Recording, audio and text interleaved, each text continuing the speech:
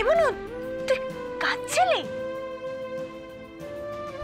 না না, আমি আমি আমি তো চোখ দেখে বুঝতে পারছি। আমি কিষানকে খুব ভালোবাসি, খুব ভালোবাসি আমি কিষানকে। দূর, আমি মোটেও কাঁদিনি। তুই বললেই হলো। আমি জানি বনু, তখন তুই রাগ করেছিলিস। হ্যাঁ রে, আমি জানি মা তোকে ওভাবে মারলো। আমি আমি তো তোকে আটকাতে পারতাম। আমি তা না করে তোকে কতগুলো কথা শুনিয়ে দিলাম, কত বাজে বাজে কথা বললাম আমি তোকে। জানিস বনু, তোকে মা ওভাবে মেরেছে বলে মাও খুব কাঁদছিল।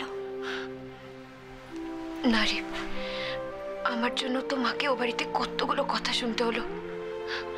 আর সত্যি আমি আমি আমার নিজের জায়গাটা ভুলে গেছিলাম রে দীপ ভাই।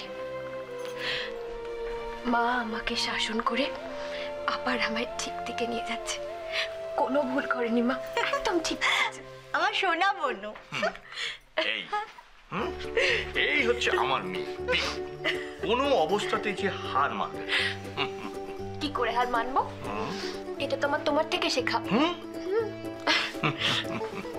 তোমাদের শিক্ষাকে আমি আর কোনোদিনও ছোট হতে দেবো না বাবা। আমি আর কখনো এরকম ভুল করবো না। ব্যাস, এই শুরু হয়ে গেল বাবা আর মেয়ে গুজুর গুজুর ফুসুর ফুসুর, গুজুর গুজুর ফুসুর ফুসুর। আচ্ছা বাবা, হ্যাঁ বল। আমি কি তোমার কুড়িয়ে পাওয়া মেয়ে নাকি গো? কেন আমি সে কথা বলেছি? না সেরকম করে না। হ্যাঁ, তুই হলি গিয়ে তোর মায়ের মেয়ে, আর আমি হলাম আমার বাবার মেয়ে। আচ্ছা, আমি মায়ের মেয়ে। আমি মায়ের মেয়ে তো? না নাকি ঠিক আছে। আমি এখন মাকে গিয়ে বলছি, মা না গরম গরম ডালের বড়া ভাজছে। হ্যাঁ, আমি একা খাবো, তোমাদের দেবো না। মাকে গিয়ে বলছি। করে না ভাই, সোনা কি ভাই।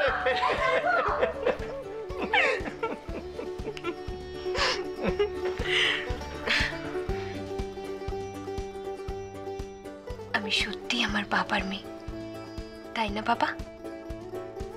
তাই তো। জানো বাবা, আমি ঠিক করেছি আমার হায়ার স্টাডিটা চালিয়ে যাব।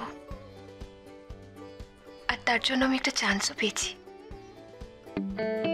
ভালো চাকরি, নিজের বাড়ি, ওয়েল সেটেলড, একেই বলে কোইন্সিডেন্স।